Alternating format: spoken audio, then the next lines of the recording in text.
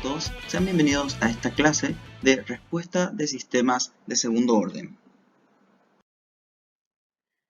El comprender la respuesta de estos sistemas es particularmente importante dado que en el área de sistemas de control y modelado matemático estos son la base para diseñar y caracterizar la respuesta de los sistemas, inclusive esos de orden superior. Es decir, en la mayoría de los casos se diseña un sistema suponiendo que este es de segundo orden y se supone que un sistema de orden superior tendría un comportamiento similar. Eso se va a cumplir siempre y cuando estos polos de segundo orden sean dominantes en la respuesta. Entonces, cuando hablamos de un sistema de segundo orden, significa que tenemos dos raíces en el denominador. Esto nos proporciona principalmente tres opciones de combinación de polos. La primera, cuando tenemos los dos polos reales y diferentes. En ese caso, la respuesta inicia en el valor 0 y luego se acerca asintóticamente a su valor final sin nunca sobrepasar este. A este tipo de sistema se le denomina sobreamortiguado. El límite, justamente para pasar al otro tipo de sistemas, es cuando estos dos polos son reales y son iguales, donde se tiene una respuesta que se denomina críticamente amortiguada, donde también nos acercamos exponencialmente al valor final sin nunca sobrepasarlo, pero en general estos sistemas tienen una mayor velocidad de respuesta que los que son sobreamortiguados. Eso lo vamos a ver más adelante cuando analicemos algunos coeficientes, algunos parámetros que se definen para este tipo de sistemas. Finalmente, la última opción es tener dos polos complejos conjugados. En este caso, la respuesta tiene un transitorio que oscila en torno al valor final para finalmente estabilizarse en este. A este tipo de respuesta se denomina sistema subamortiguado.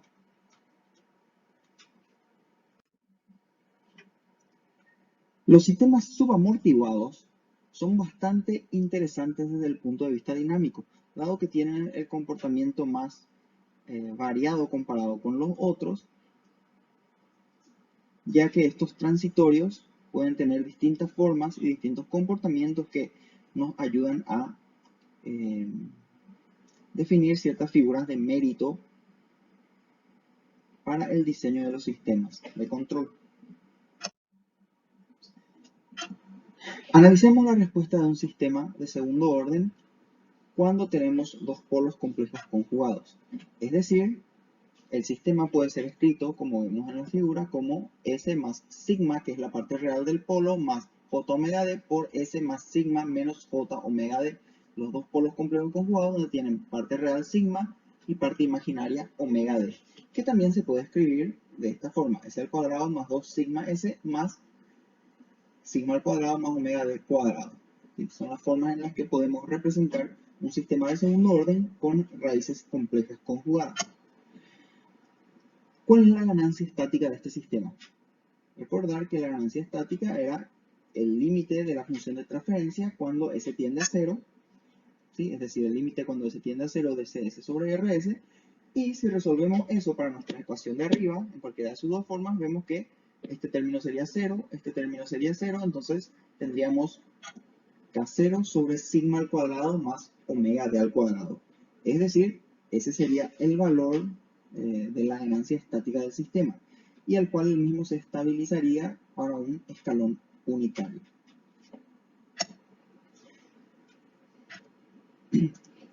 Si representamos esos polos, habíamos mencionado entonces que podíamos decir que P1 sería menos sigma menos J omega D en su forma rectangular, que también la podemos representar en forma polar como el módulo de este número complejo, es decir, la raíz de la parte real al cuadrado más la parte imaginaria al cuadrado, y el ángulo o la fase de justamente menos sigma menos J omega D, que es el polo en cuestión.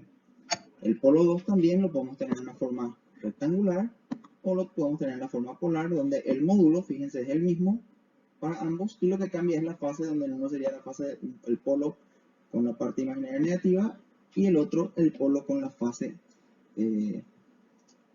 con la parte imaginaria positiva. Es decir, si graficamos los polos complejos conjugados en el plano complejo, aquí tenemos la parte real, la parte imaginaria, vemos que un polo se representa de esta forma, menos sigma más j omega d, el otro polo es su complejo conjugado, menos sigma menos j omega d, vemos que aquí tenemos la parte imaginaria, aquí la parte real, y de aquí a aquí tenemos este vector que es el módulo justamente de el polo, que era la raíz de sigma al cuadrado más omega al cuadrado, como habíamos definido. Si definimos este ángulo de aquí, θ, como justamente el ángulo que forma este vector del módulo con la parte negativa del eje real, entonces podemos escribir justamente la forma polar de esos polos en función a ese ángulo. Habíamos mencionado que el módulo en ambos casos es la raíz cuadrada de sigma al cuadrado más omega al cuadrado, y la fase está dada entonces para el polo que está ubicado en la parte superior, en el semiplano positivo del eje imaginario,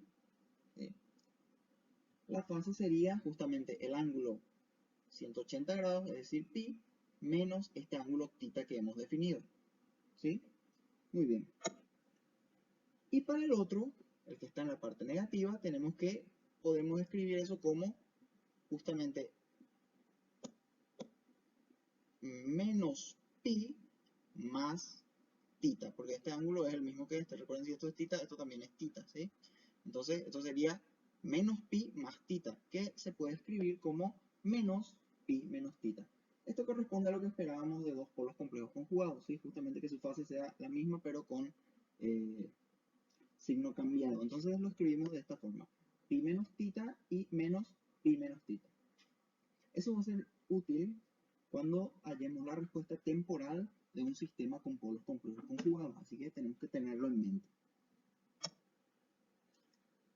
Además, θ podemos definir como el arco tangente justamente del cateto opuesto sobre cateto adyacente, o sea que parte imaginaria sobre parte real. El arco tangente de omega d sobre sigma nos daría el valor de ese ángulo θ para cualquier número complejo. Entonces, finalmente, la forma polar la podemos escribir como el módulo por e a la j pi menos θ para el que está en el semiplano está arriba, y el módulo, que es el mismo, por e a la menos j pi menos θ. Estos números complejos van a ser útiles, como había mencionado, más adelante. Determinemos entonces la respuesta de un sistema de segundo orden cuando la entrada del sistema es un escalón de amplitud h. Otra forma del escalón, 1 sobre s, y la amplitud h es una constante. ¿Sí? Esto sería un escalón no unitario, sino que con una amplitud determinada. Entonces, ¿cómo determinamos la respuesta de un sistema? R de S pasa multiplicando y se reemplaza por h sobre s. Entonces aquí tenemos s multiplicado por S más cada uno de los polos complejos conjugados que teníamos, y en el numerador tenemos la amplitud del escalón multiplicado por la ganancia directa que teníamos en la función de transferencia original. Entonces, si recordamos cómo resolver este tipo de sistemas para hallar la respuesta temporal, lo primero que debemos hacer es separar el mismo en fracciones parciales, es decir, a sobre s más b sobre uno de los polos y c sobre el otro polo, donde A hallaríamos como justamente c de s multiplicado por s evaluado en s igual a 0, b sería c de s por s más sigma más j omega d evaluado en menos sigma menos j omega d, y c sería c de s multiplicado por s más sigma menos j omega d evaluado en menos sigma más j omega d, como pueden ver aquí. Realizando entonces ese proceso, pasemos a determinar el valor del parámetro A. Dijimos que A sería C de S multiplicado por S y evaluar todo el resultado en S igual a 0. Es decir, multiplicamos esta función por s, se elimina esta s entonces, y reemplazamos la s por 0 aquí y la s por 0 acá. Entonces nos quedaría h por k0 multiplicado por sigma más j omega d, multiplicado por sigma menos j omega d. Es decir, h por k0 dividido sigma al cuadrado más omega d al cuadrado. Si recordamos, la ganancia estática, habíamos definido que la ganancia estática justamente del sistema era k0 sobre sigma al cuadrado más omega d al cuadrado.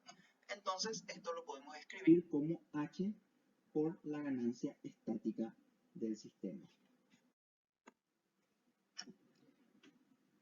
Nótese aquí entonces que si la ganancia estática es igual a 1 y h igual a 1, entonces a sería igual a la unidad.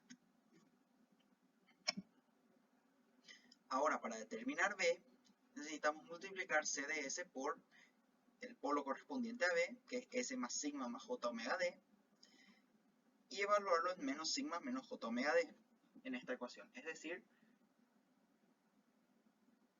se simplificaría este término de aquí, la s se reemplazaría por menos sigma menos j omega d, y aquí la s por menos sigma menos j omega d, sigma se elimina con sigma y nos quedaría menos 2 veces j omega d. Es decir, obtenemos esto que vemos aquí. Esto es la s que reemplacé por este valor, y esto es reemplazar aquí. Y este término que desapareció porque se simplifica con el término de acá. Entonces, ahora vemos que aquí tenemos hk0 sobre menos 2j omega d, y aquí tenemos un número complejo en su forma rectangular. Cuando tenemos divisiones sabemos que es más fácil operar reemplazando esto por su forma polar. Si reemplazamos esto por la forma polar que habíamos visto anteriormente, que era menos sigma menos j omega d es igual a la raíz de sigma al cuadrado más omega d al cuadrado, el módulo, ¿sí? Que quedaría abajo el módulo, y e a la menos j pi menos tita, que estaría también en el denominador, y si lo pasamos arriba, eso sería, iría con signo positivo, definiendo justamente phi como pi menos tita, ¿sí? O sea que esto reemplazamos por phi. Entonces, como aquí era phi negativo, al subir arriba va con valor positivo. Y aquí también podemos ver que justamente al tener h por k0 sobre la raíz de sigma al cuadrado más omega d al cuadrado, esto es, lo podemos volver a multiplicar abajo por raíz de sigma al cuadrado más omega d al cuadrado, y ahí tendríamos sigma al cuadrado más omega d al cuadrado, es decir, eliminaríamos la raíz, y arriba tenemos que multiplicar por el mismo término. Entonces aquí tendríamos k0 sobre sigma al cuadrado más omega d al cuadrado, que es justamente la ganancia estática, ¿sí? Este mismo término de acá. Entonces podemos escribir h por la ganancia estática por la raíz de sigma al cuadrado más omega d al cuadrado dividido omega d por, ya voy agrupando aquí el 2j, multiplicado por e a la j phi. Como mencioné, siendo phi igual a pi menos tita para simplificar la escritura. Nada más. Similarmente, para c podemos realizar el mismo proceso y tenemos que, en este caso, es reemplazar, multiplicar c de s por s más sigma menos j omega d. J omega d se elimina con j omega d, este término de aquí. Reemplazo s por menos sigma más j omega d. Y reemplazo aquí menos sigma, que se va con el sigma, más j omega d. Entonces me queda 2j omega d. Similar al caso anterior, tenemos que menos sigma más j omega d en su forma rectangular se puede escribir en la forma polar como raíz de sigma al cuadrado más omega d cuadrado por e a la j pi menos tita. Recordar que esto es phi, habíamos definido que esto era phi. Y reemplazando eso, aquí tenemos, similar al caso anterior, h por k0 dividido omega d por la raíz de sigma al cuadrado más omega d cuadrado multiplicado por dj, 2j, y e a la j tita, phi abajo, pasa arriba justamente con signo cambiado. Y de similar manera podemos reemplazar entonces, multiplicar arriba y abajo por raíz de sigma al cuadrado más omega d cuadrado. Entonces aquí me quedaría sigma al cuadrado más omega d al cuadrado sin la raíz, y k0 dividido eso es justamente la ganancia estática. Entonces h por la ganancia estática dividido eso justamente nos daría el término que tenemos aquí.